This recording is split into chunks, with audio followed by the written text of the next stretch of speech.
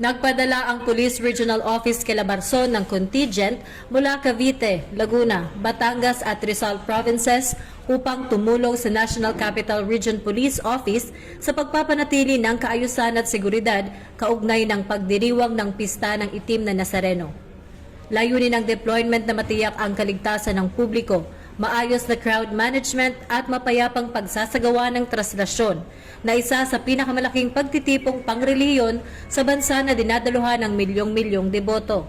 Sa isinagawang send-off ceremony, pinaalalahanan ni Police Brigadier General Paul Kenneth T. Lucas, Regional Director ng PROFER-A, ang mga tauhan sa mahalagang papel na kanilang gagampanan sa pagbabantay sa mga deboto at sa pagpapanatili ng disiplina at profesionalismo sa buong misyon. Aniya, ang presensya ng bawat isa ay sumisimbolo ng matibay na paninindigan ng kapulisan na maglingkod at magbigay proteksyon sa mga mananampalataya.